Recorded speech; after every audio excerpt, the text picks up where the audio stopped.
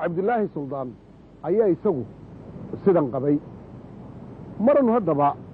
waraysiyo kala duwananu la yeelannay bulshada soomaaliyeed gaar ahaanna kuwaannu maanta la noolahay waxay iyaguna qabeen fikradda sida taniya waxaa kale oo aan cabdilaahi ku tilmaami karaa inuu yahay nin soomaalida gobolnimadeeda iyo inay nabadgelyo ku waarto jecel waxaana caddaynaya gabayadii uu ka tiriyey balka warran markii uu lahaa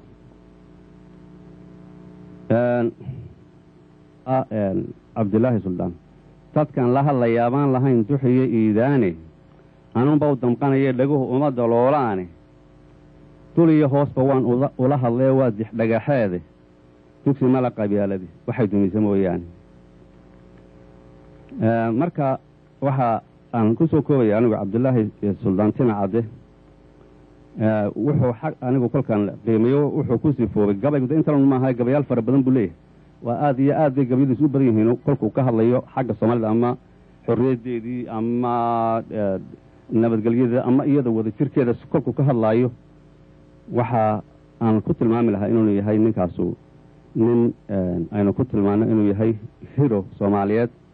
nin soomaaliyeed oo fagaara imika istaaga amba joornaal wax ku qora oo siyaasad qabyaalad wax ka sheeg amba dhaleecee oo aan ku soo halqabsanaynin tixihii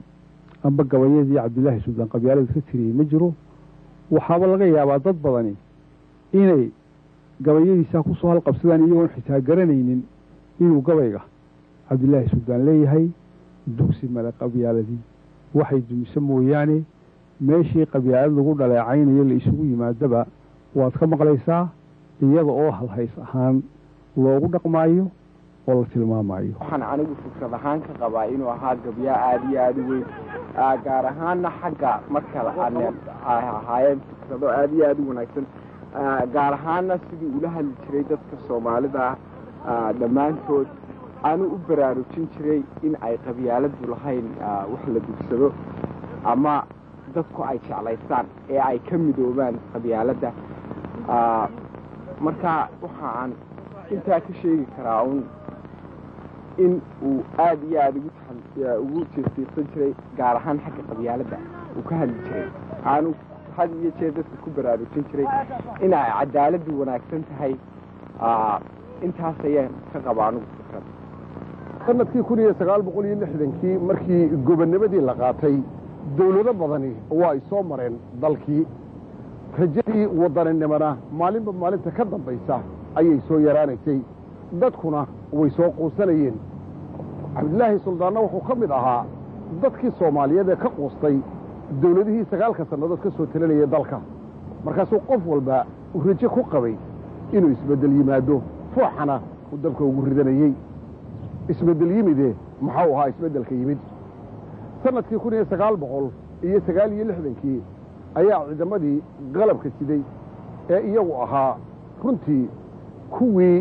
loo haystay difaaca dalka ay ooda soo jebiyeen dalkiina xukunkiisii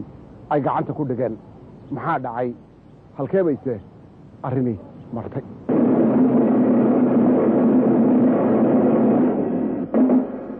Then came a day, October the 21st, when the armed forces arose in a bloodless revolution to take the nation's future into their hands.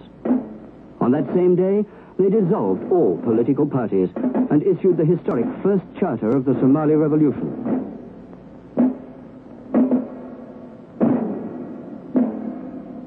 This they followed with the second charter, setting out the internal and external policies of the nation. Now there was one guide, one rule, at last, for the first time. qabsashadii ciidamadii 1969kii qabsaday awooddii siyaasadeed ee dalka ee uu hogaaminayey ninka haata mootan ee maxamed siyaad barre may soo kordhin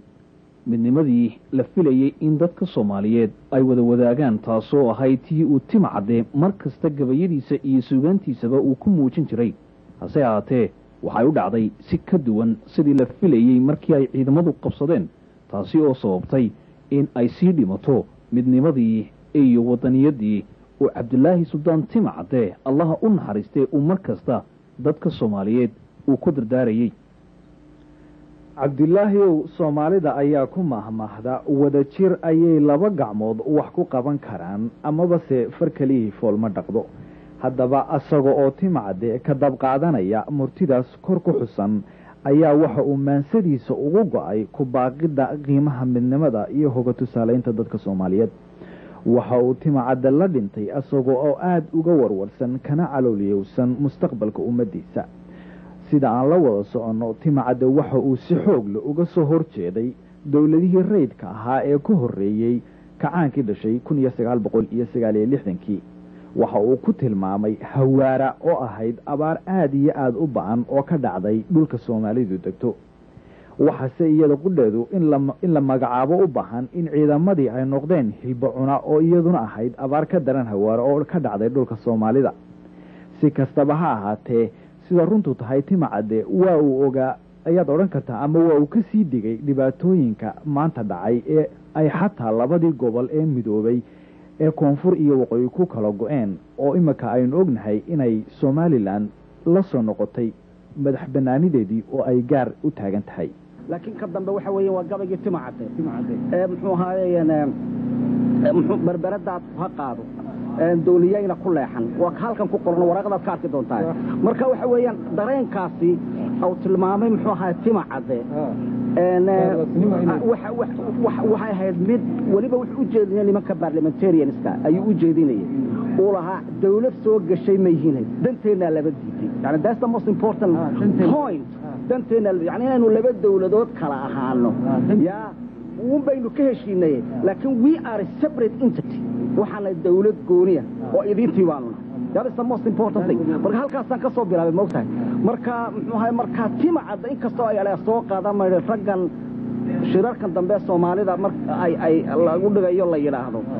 dugsi mala qabyaalada waxay dugsa mooyaan waxa marka waxa ay isticmaaleen in raw context waxay isticmaaleen si qalada xitaa muxuu ahaayay kelmadiisa dambe waayo waxay doonayaan inay ka dhigaan Soomaaliland waxay uga soo goosatay muxuu ahaayeen ama uga soo goosatay ma hayna ay uga soo noqotay ilaa marka hore dawlad intii bay ahayd labada inay warigeed soo qaldan meeshan goosi ma jiro waa withdrawal we use the word withdrawal in English language ayaa ku isticmaalaa waa ka gurasho that's language of Soomaaliga soo noqonaya marka waxa weeye kelmadaasi marka intimacadda oo doonaya xaq inay helaan dadkani ay ka dhigaan kuwa doonaya inay timacadda u isticmaalaan gabaygiisa kale dugsi mala qabyaalada waxay dugsa mooyaan si ay Soomaaliland ka soo noqoshadeedu ay tahay arrin qabiil inahayna waynu ognahay